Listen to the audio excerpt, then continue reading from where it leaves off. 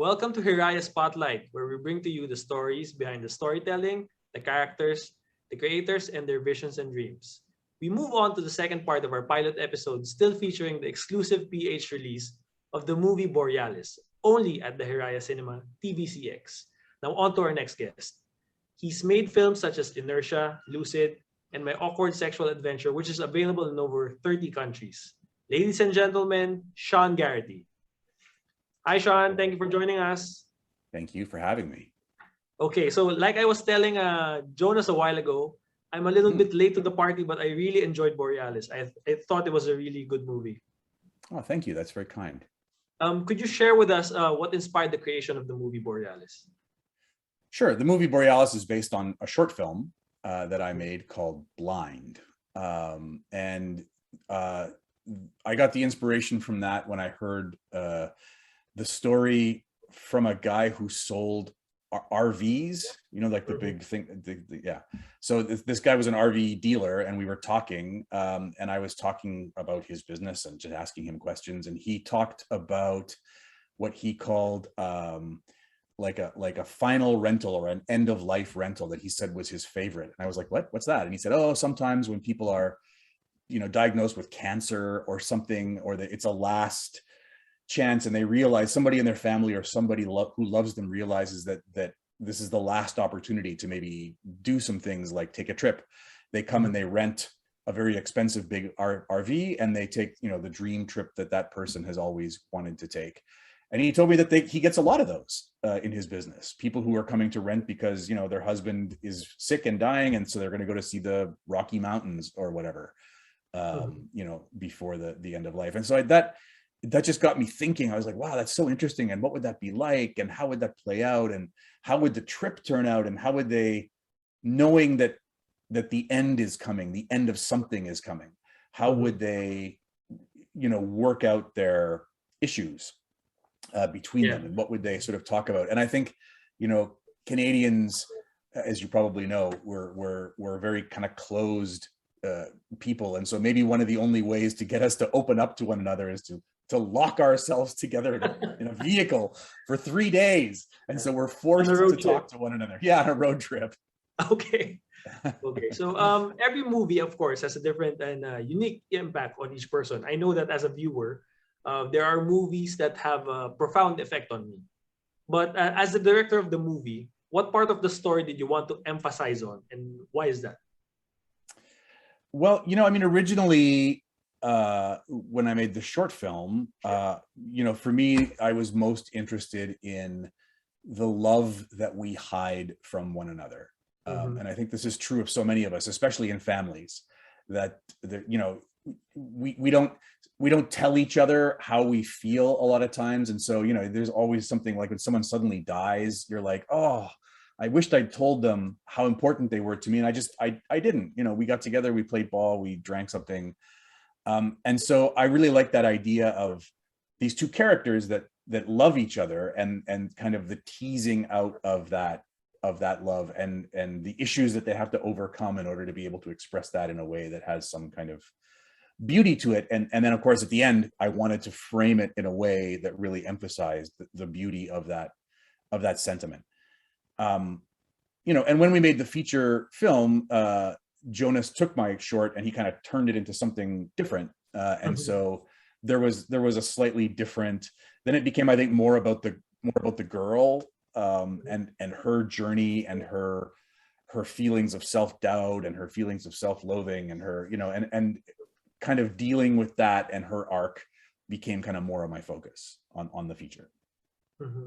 Was there any special reason why you chose to do a father-daughter story? Like it could have been like a father and son, or anything else, like a husband and wife. Yeah. Was there any special reason for that? I didn't think so at the time. I just kind of thought, from my perspective, I thought, okay, I always want to make it difficult for my characters. Whenever I write a screenplay, I never want to make it easy for my characters, because that's not interesting to watch. So I sort of thought, just as an older male, what's the most difficult, a teenage girl, obviously, that's the most difficult thing to sort of bridge.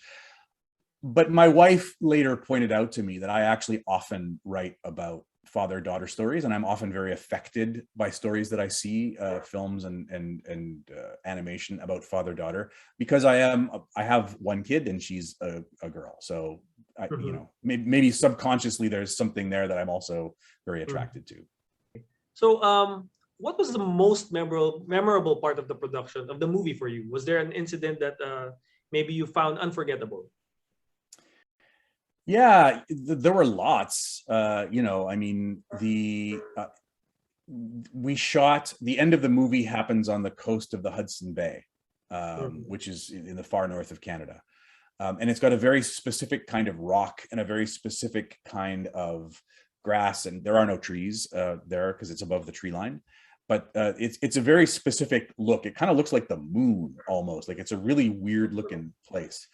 And so we were worried that there was nowhere here in the city that we could shoot that. And then somebody pointed out that our zoo has, the Winnipeg Zoo has a polar bear exhibit where they brought that rock down from the north and they brought down the grass from the north so the polar bears would feel at home. And so we talked to the zoo about shooting in the polar bear cage. And so that scene, we managed to get access. We had to do it when the bears were sleeping. So we had to go in the middle of the night. And they sent the bears off somewhere to go to sleep. And then we managed to get in to, you know, to where the bears live. And we shot the scene. And, you know, we used green screen to put the ocean in later. But there was something really kind of unforgettable about being in their space, in this, you know, being guests in the polar bear's home while we shot that sequence. As the director of the movie, did you have any favorite characters or anyone who struck you the most? Oh yeah, obviously Joey King, who plays the lead of the movie. She was incredible, and she brought such openness and such vulnerability to that role, and yet such a lovely harshness when she needed to be harsh. I don't know if Jonas already told you this, but we had some special glasses made for her.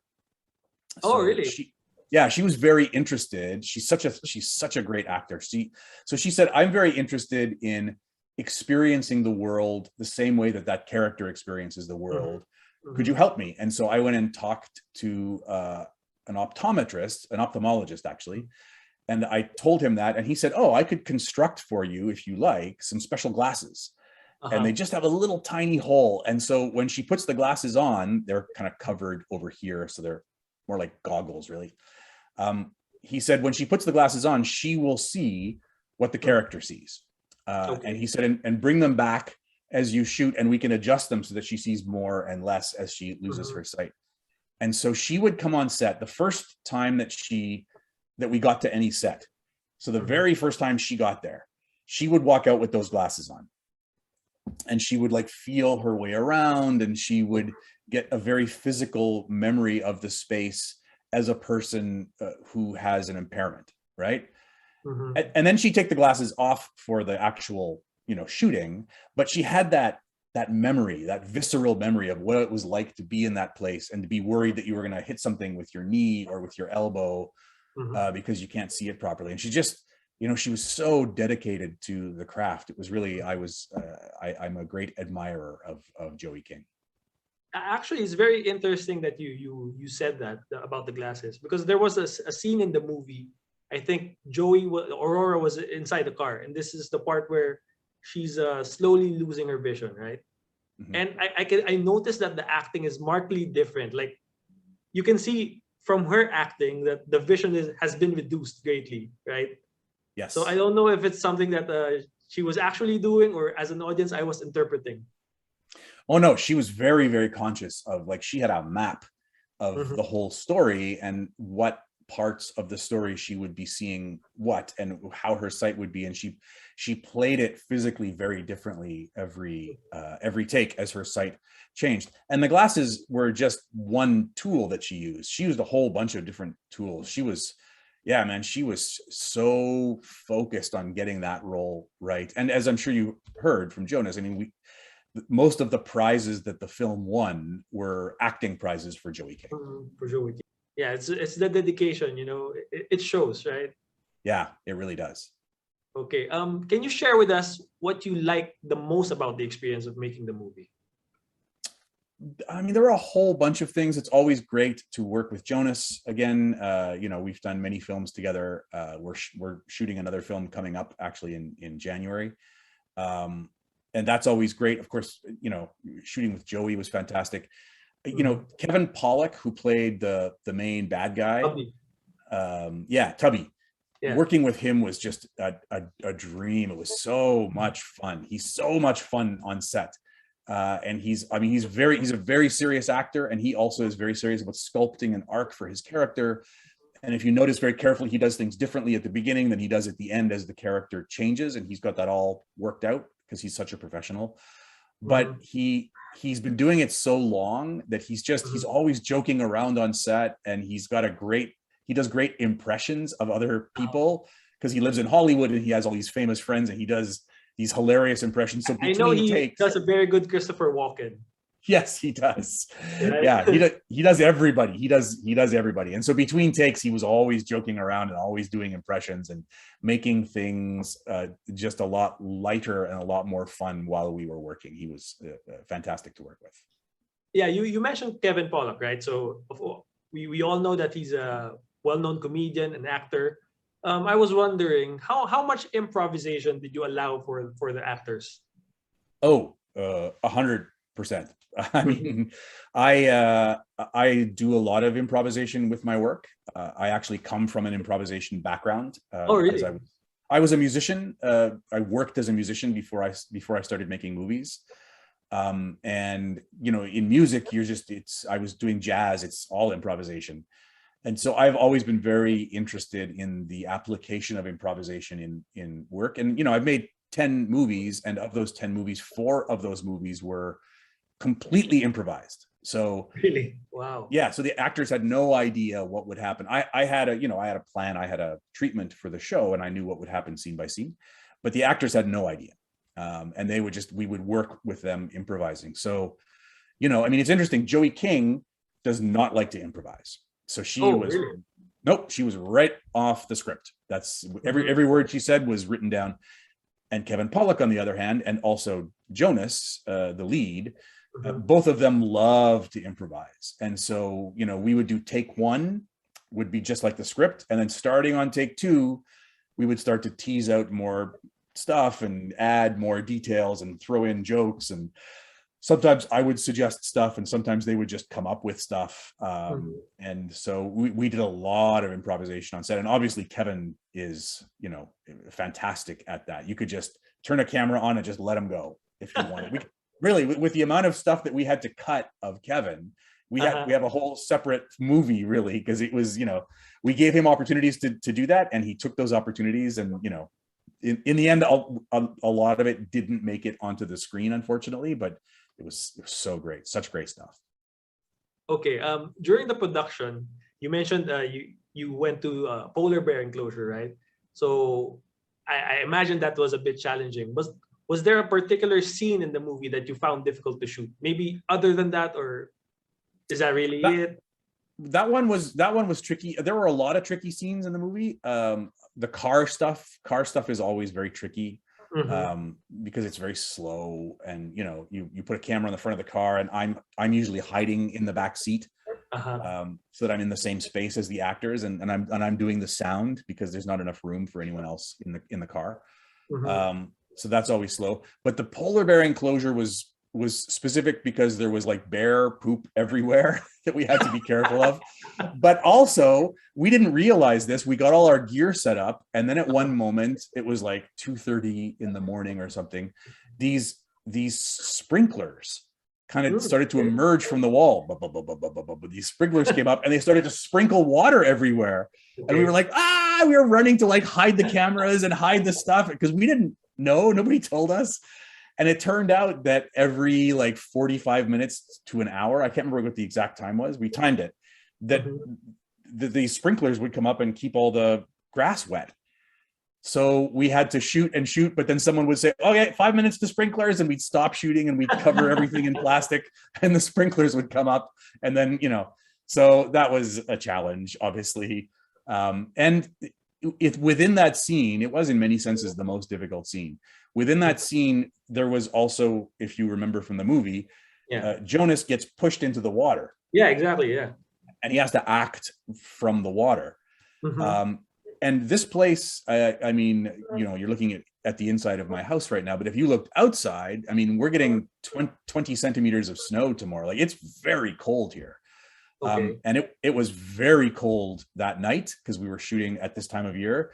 And so I'm always very nervous about my actors. Actors so often will just be like, I'm fine. I'm fine. I'm fine. But sometimes they're actually not fine, and they're not telling you because they're so professional. So I was so worried when we put Jonas in that freezing water.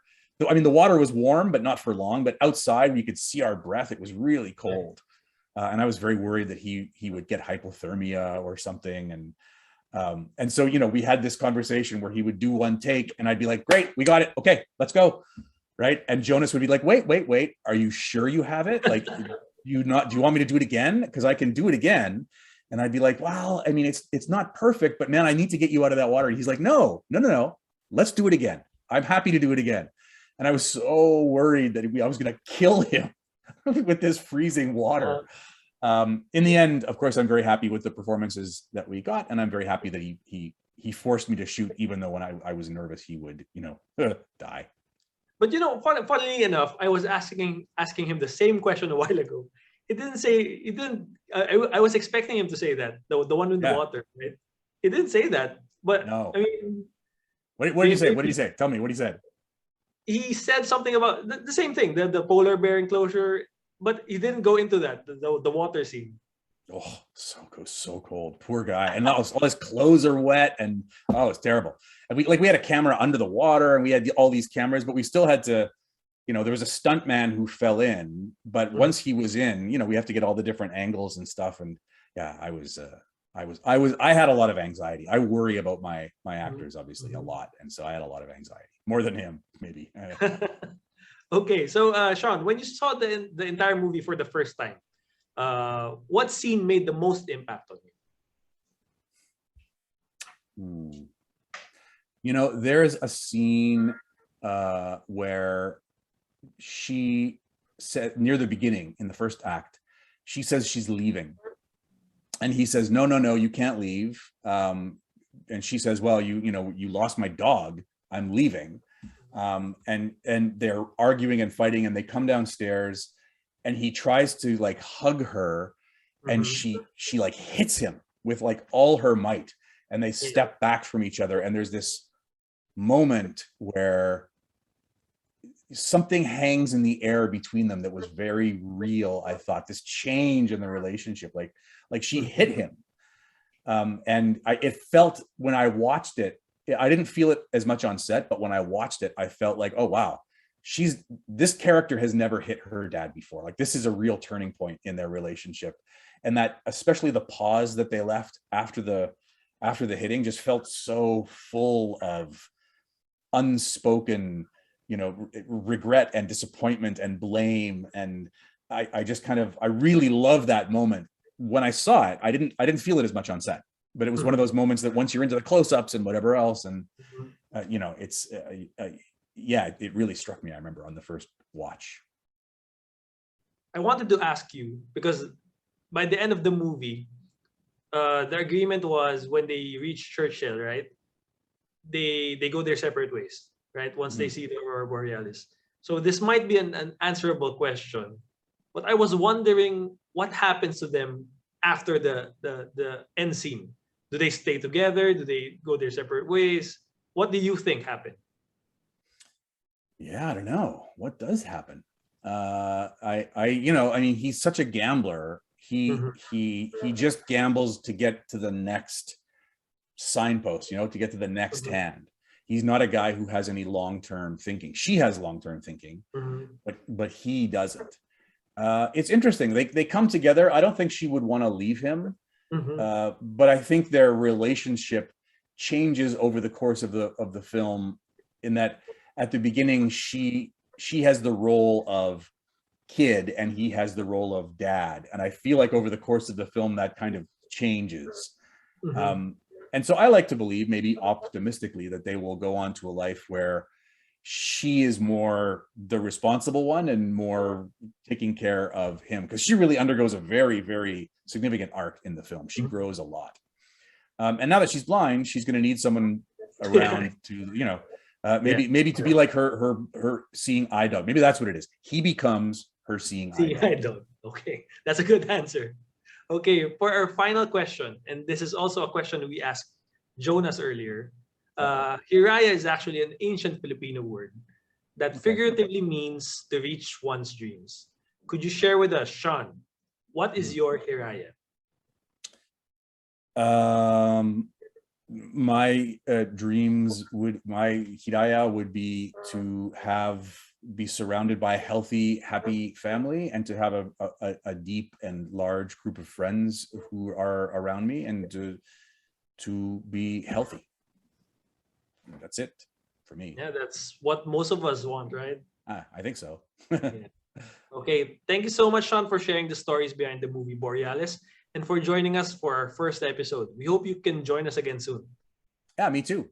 Before we say our goodbyes, in Filipino, the word Hiraya is also used as one's parting wish to someone. As we end our interview and begin another story to share across the globe, Director Sean Garrity, may your dreams come true. Thank you. Thank you. Thank you so much. Okay, we hope you enjoyed our pilot episode here at the Hiraya Spotlight, where we bring you the stories behind the storytelling in the movies. This is Ray De La Cruz Jr. See you at our next featured movie. At Hiraya, we dream to entertain.